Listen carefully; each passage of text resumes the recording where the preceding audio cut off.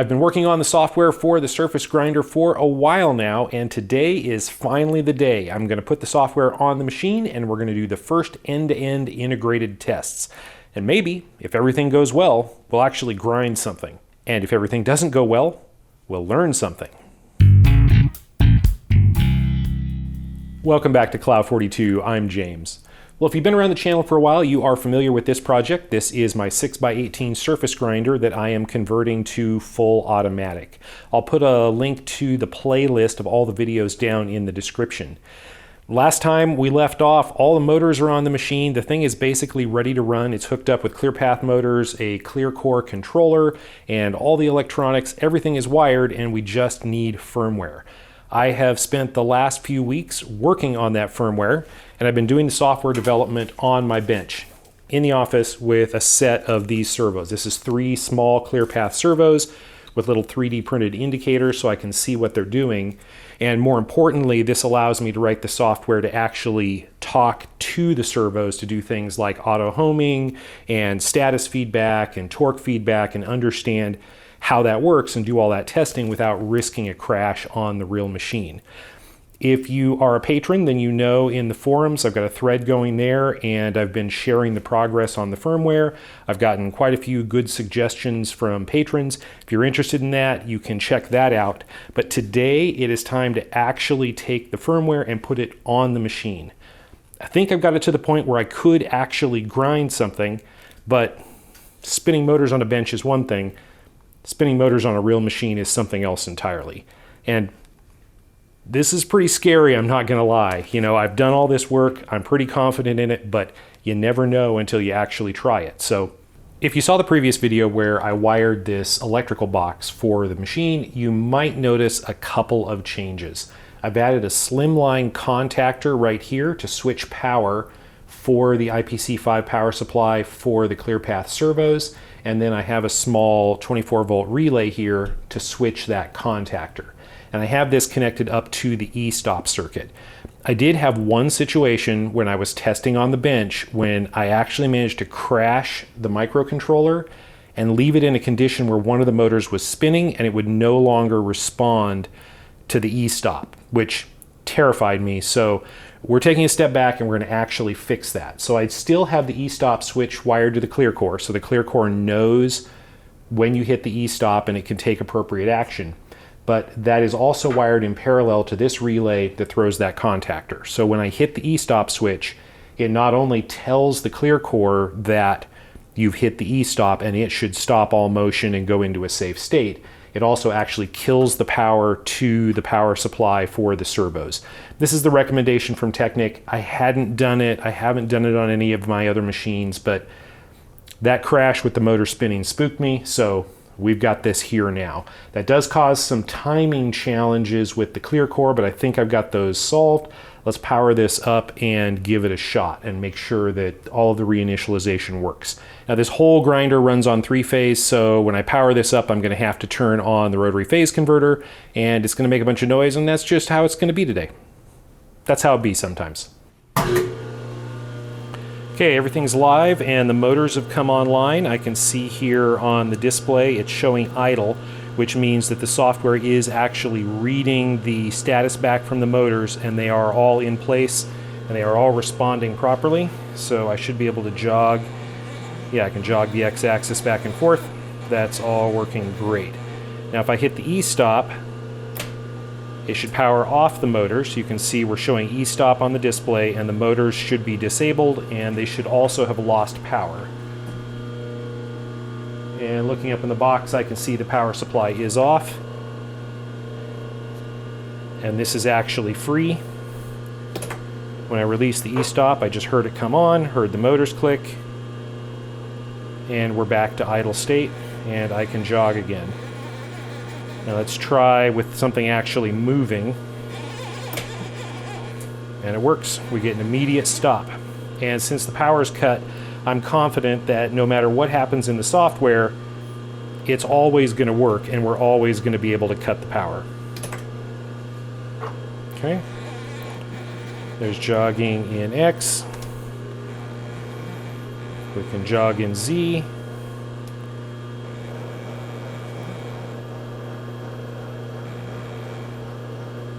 And we can jog in Y. And if Y is screaming down towards the table, hit the button and it stops. Okay, I'm satisfied that the safety system is actually working, so now we should be able to actually try some of the functions. There is one other ESTOP test that I wanted to check, and that is to make sure that if we lose contact with a motor, or if one of the motors actually goes into a panic state, then it will do something reasonable. So I'll go ahead and run the X-axis here to the end of travel, and then I'll go past that, so the servo will be blocked, it'll lose steps, and it should panic. And it did. We just entered ESTOP, and everything is disabled. Are the other axes disabled? Yep. So then if I clear ESTOP, actually I have to set the ESTOP switch, then clear it, it should reset everything. And it does. And we're back.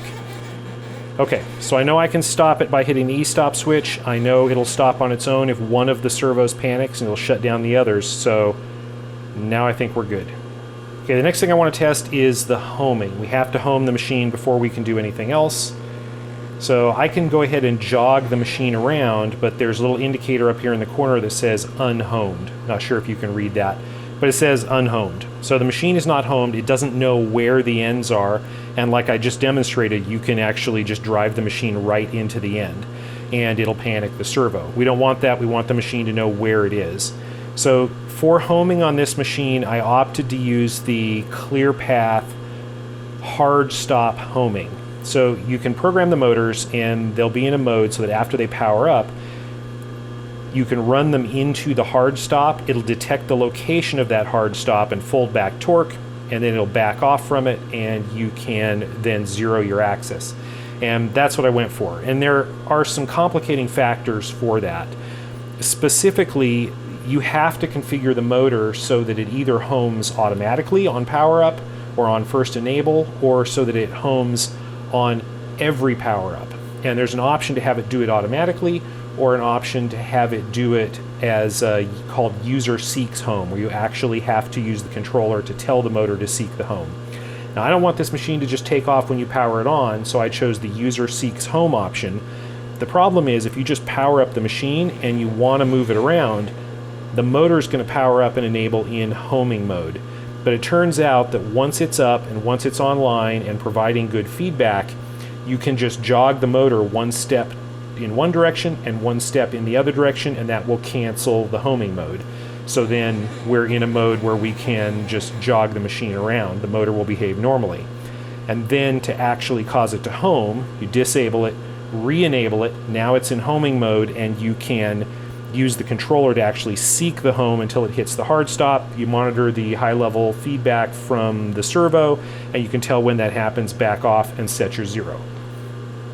So this comes up, it's unhomed, we are in setup mode, and the homing cycle is selected, so I'll just hit run, and it should home, and I'm ready on the emergency stop if it doesn't do the right thing. So the first thing it should do is raise the y-axis, and you can see it's doing that. You can see the coordinate going positive.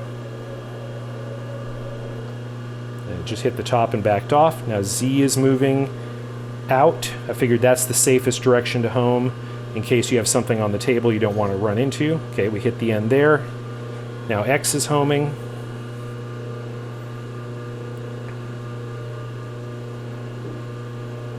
And there's the end, and we are done. And it now says homed. So now at this point, if I try to jog the machine, I should not be able to crash it. So if we put this in Z, I can just run the table all the way in,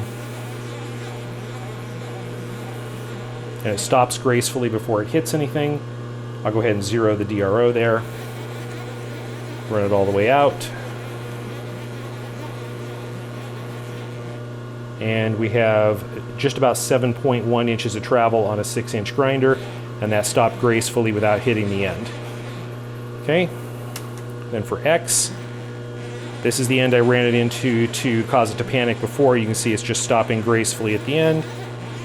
Let's make sure that's 0.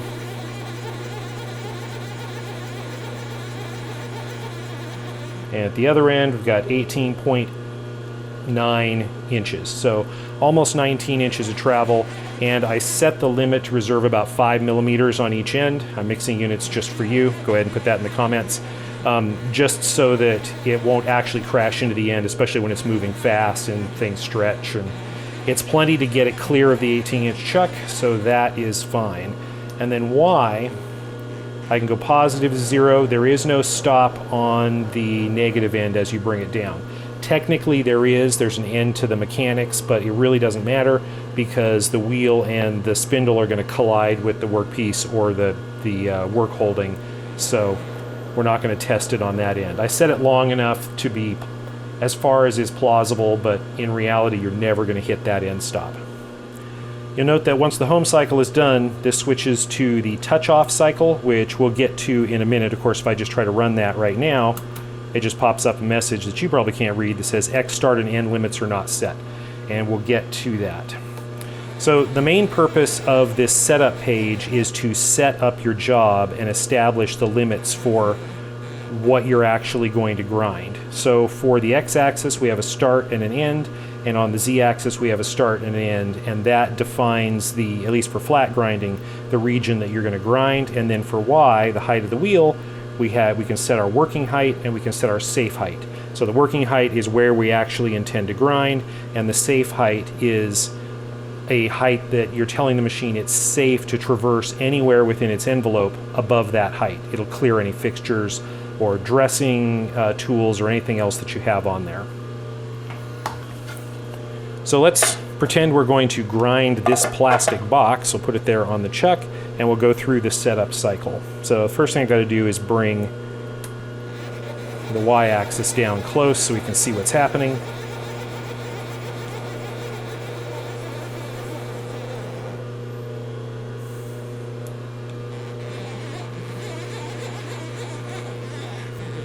Okay, we'll set the wheel just behind and off the workpiece, and we'll set that as our Z start. And then we'll bring the wheel over in front of the workpiece. So it's off the workpiece, and set that as our end. And then we can just use the buttons here to navigate to the start and end positions. And then for X, we can do exactly the same thing. We'll go off of this end of the workpiece, set that as our start, go off of this end and set that as our end. Now the height that I'm at right now is plenty high enough. I'll go ahead and set that as safe. So that's my zero, that's my safe height, and then we need to find the actual work height, and that's the purpose of the touch-off cycle. So at this point, I can navigate around the workpiece and verify that all of my positions are correct.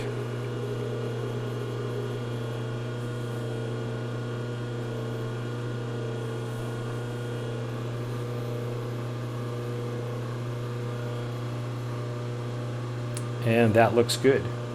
Now to actually touch off on the workpiece, we would want to put the wheel over it and then bring it down until it touches. And there are a few ways we could do that. We could just very carefully lower the wheel while turning it by hand. But what is easier and I think better for getting a good touch off is to actually run the wheel back and forth while you bring it down. Now this particular machine only has one hand wheel, so that's difficult to do, and that is what the touch off cycle is for. So if I just hit run on the touch off cycle, it will move X back and forth between the start and end positions. And then that will then allow me to jog in Y and bring the head down. I can also jog in Z and move the wheel across the workpiece to get it to fish around and find the positions that might be a high spot, or I can just bring it down. And I'm going to go ahead and turn the wheel on and do this. This is just a plastic box. Obviously the plastic is not magnetic, so it's not going to stick to the table, and that gives us a measure of safety. If something happens and I just end up plowing into it, it's going to blow that box right off the chuck. Now I did add, you'll note that if I turn the Y jog, so if I try to turn X jog, you'll see nothing lights up and I can't jog in X. That's because I have masking set up so that when the cycle is running, when the touch-off cycle is running, you cannot jog in X. If I jog in Z, you can see the indicators come on, and you can move it around in Z. And in Y, it won't jog in the coarse settings, but if I go over to the finer settings, it will. And that's to prevent you, if you're going back and forth between Y and Z, from having it at a coarse setting for Z and then just diving into the workpiece. So let me bring this down and touch off.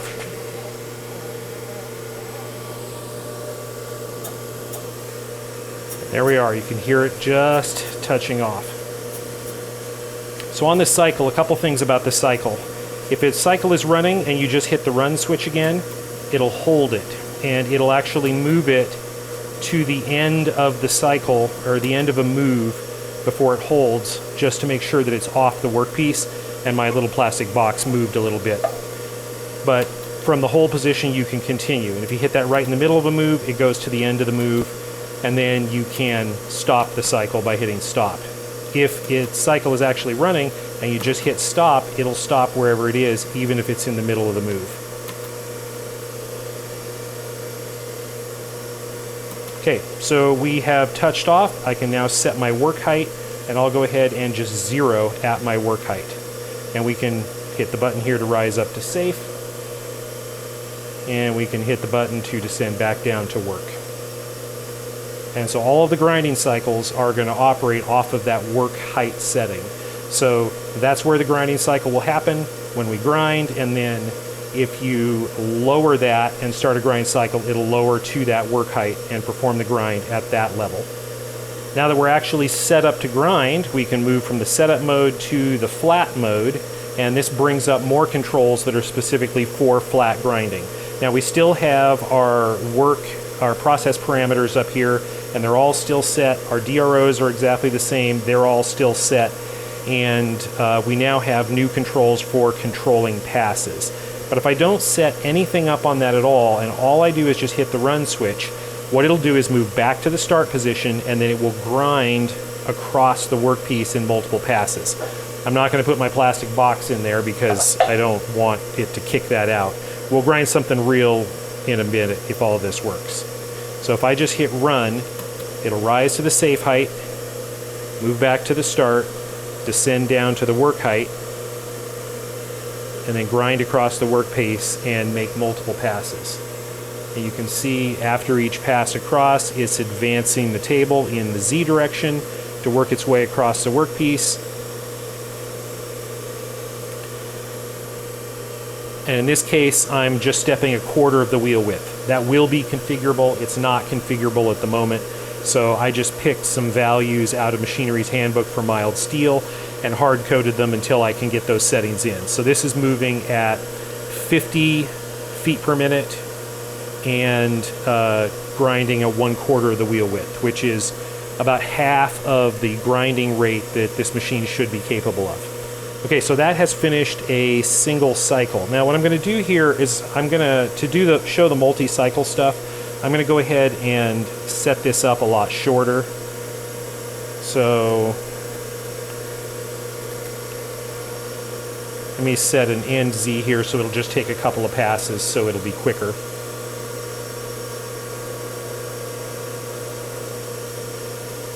Okay, so now if we go back into the flat grind cycle, you already saw what happens if I just hit run. But we can put in that we want to do several passes. So I can define rough passes, finish passes, and spark passes. And the default for a rough pass is 1/1000th of an inch. We can of course move that. There's 2/1000ths, there's 2.5. We'll go up to 3/1000ths, and I think the finest one I have set there is 1/2 thou, 5/10ths. Now you can also switch this over into metric, and so the finest rough pass is 0.01 millimeters and all the way up to 0.05 millimeters. Fine passes go from 0.001 millimeters up to 0.01. So these are just the default values. I think these will cover everything that I'll need to do. If not, then we'll adjust it. And of course you can switch back and forth between millimeters and inches at will, and you can see that everything up here gets restated when you do that. You'll note that the work height here is showing that the work height is at 0, and that's because I zeroed the DRO at 0. If instead, let's say we go to the safe height, which we're at right now. And if we just zero the DRO there, now you can see it's restated the safe height to be 0 and the work height to be minus 0.43. And so the zeroing the axes just establishes a work coordinate system, and everything else in the machine follows that. So if I go back down to the work height, I'll go ahead and zero it there just to make it less confusing so we can see what's happening. Okay, so let's define some cycles. Let's say we're going to do 1/1000th of an inch roughing cycles and 1/10, or let's do 2/10 finish cycles. And then I can decide how many of those I want. So I can dial this up. I want 2 roughing passes, I want 1 finishing pass, and then I want 2 spark passes. And then if I hit auto and hit the button, it'll just carry those all out in sequence. So we hit run, it moves to the start, and it's just going to grind across, not taking anything at all. This is just a dust off pass.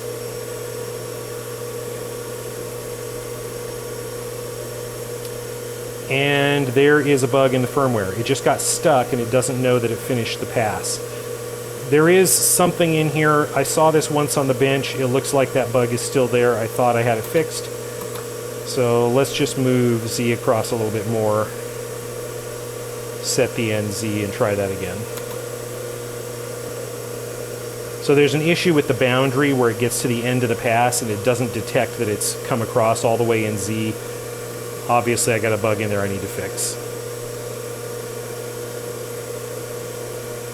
There, so it came across, and now you can see it's decremented the rough passes by 1, and it's lowered the working height by 1/1000th of an inch, and it's grinding across 1/1000th below the start.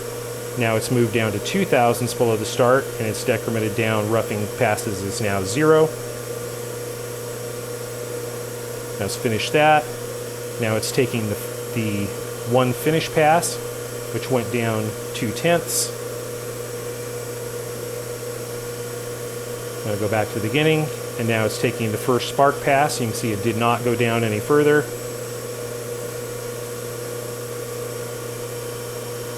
And now it's going to take another spark pass.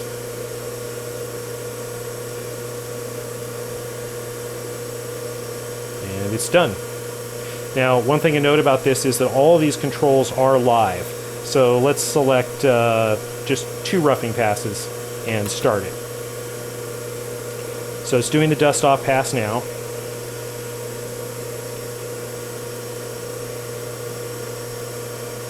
Now it's taken the first roughing pass, so you can see it's decremented that to 1.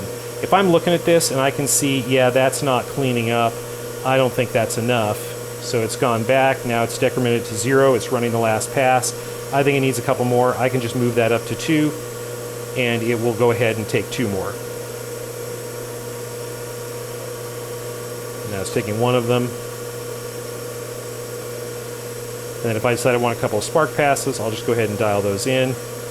Okay, now it's finished that roughing pass. It's taking 1 more roughing pass.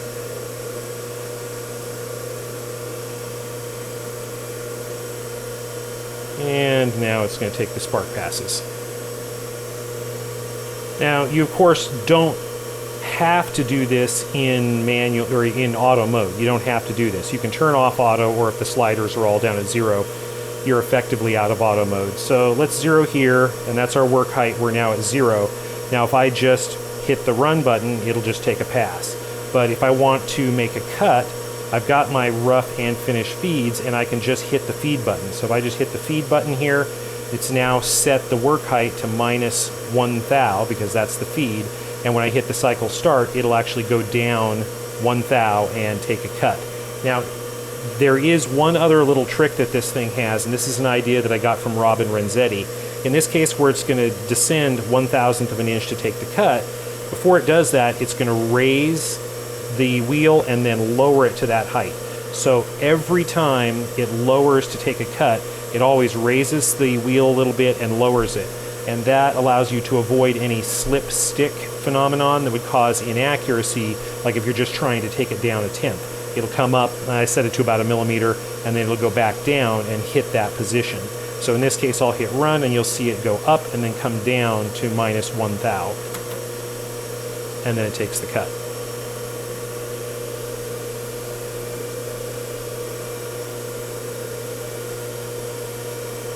Now if I want a dust off pass, I can just hit run again. If I want to take another cut, I can just hit the feed. It'll go down to -0.2, hit the button, it goes up and then down, and then takes another pass. Okay, well the only thing left to do here is to actually grind something and see if it works. So I went and found a piece of mild steel. This should be a suitable victim. I've got it here on the chuck. I've got my coolant set up here. This might be a bit much. And let's grind this thing. Now I haven't dressed the wheel. It was dressed pretty recently. I don't have the dressing cycle set up, so dressing is inconvenient, so I'm just not going to do it. But we can at least run this through its paces and see if it's capable of doing a grind. So set up first.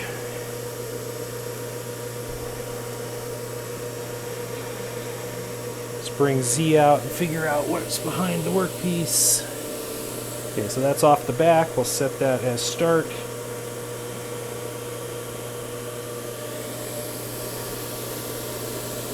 Set that as end off the front, and then for X,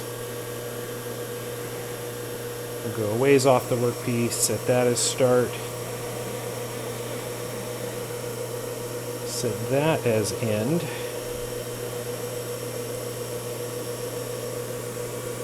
and now if we run the touch off,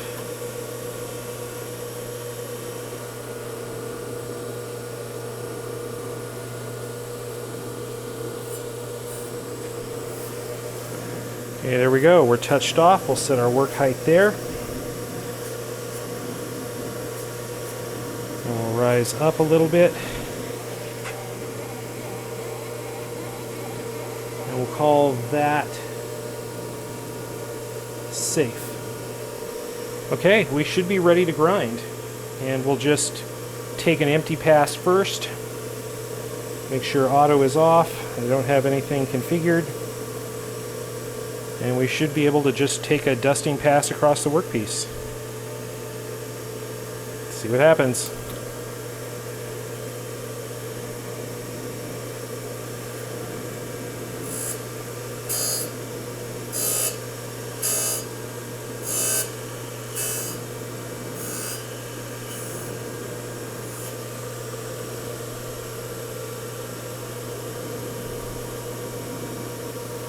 Okay.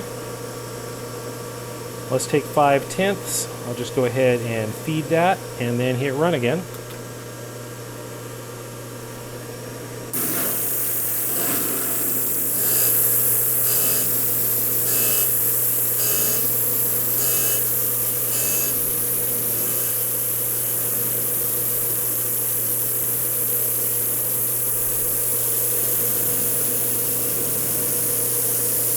Okay, let's go for broke. Let's take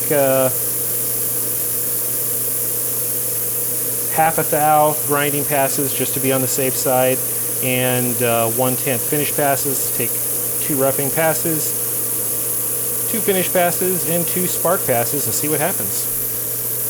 I'll zero this just so I can see what's happening. The first pass should be empty. This should just be a dust off.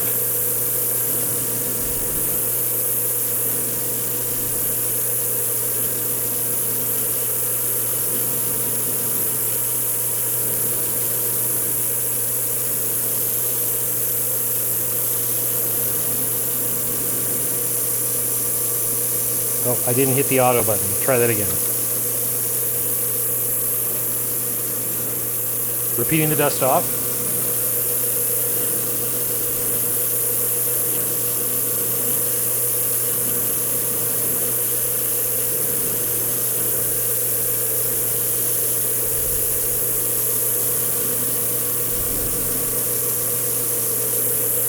Okay, there's 5/10.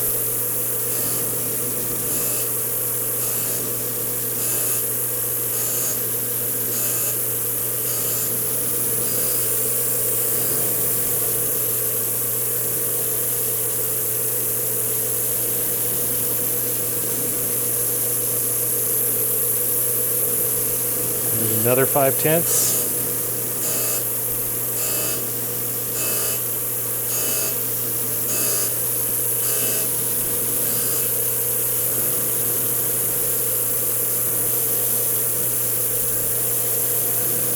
Now I should take 1/10.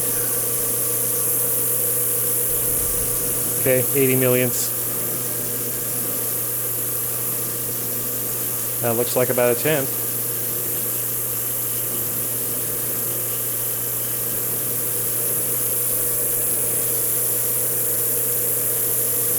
Now I should take one more 10th.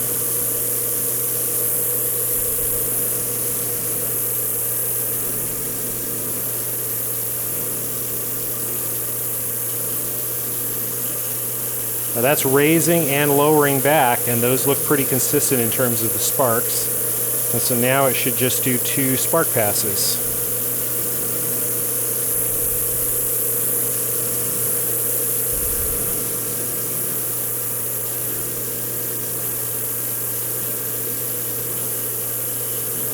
And I can just barely see the sparks, so it doesn't raise and lower for the spark passes. If it's already at the right position, it just stays there.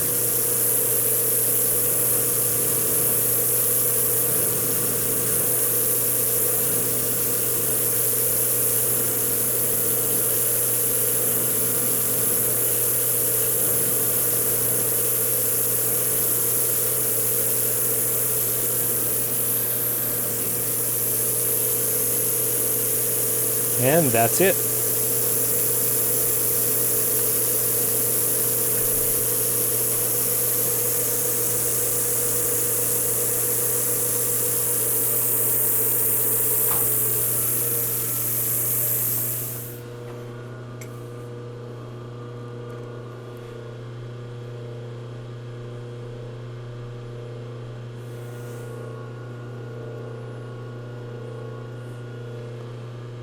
Well, for a non-dressed wheel on mild steel, that looks pretty good. I'm super happy with that. Shiny. It worked. I was pretty sure it was going to, but I thought for sure there were going to be a bunch of issues along the way. And there were a couple of things. One of them you saw, and that is it got to the end of a cycle moving across the workpiece, and it just kept going back and forth because it had not reached the Z coordinate that it thought it needed to be at.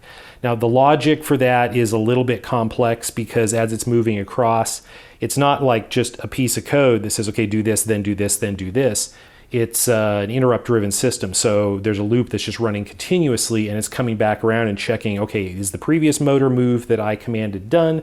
And if so, what's the next thing I need to do? And in a microprocessor like this, in a microcontroller where you don't really want to do memory allocation, if you can avoid it, then it gets a little bit complicated to write that code. And I've clearly got some kind of a bug in there. It's probably related to the quantization effect of the motors. This machine cannot move to any possible position. It can only move in one step at a time with the motors. And so there are some numbers that you can't hit. The code is supposed to account for that, but there is apparently something that's not right. The other thing that I ran into that you did not get to see is the very first time I turned it on and powered it up, the motors did not come online. And the reason for that is because unlike my bench setup where the power supply is always on, the ESTOP actually turns off the power to the servos. So when you clear the ESTOP, it starts the power supply. It takes some time to start. Then the motors all have to power up. That takes some time. And in the meantime, the microcontroller has already given up trying to talk to them, decided they're gone, and gone back into ESTOP. So I added a delay. I'm not super happy with it. It's about 5 seconds, and I need to go back in there and get that to actively monitor and modify that code, but I'll get that. And then there is a ton of additional work to do. The most important thing that I want next is the dressing cycle. I want to be able to remember where the dressing stick is and go back to it, dress it off, lower the work height, and adjust appropriately for the amount of material taken off the wheel. And that's something that I will be working on real soon. But for now, I am super happy that it's working as well as it is.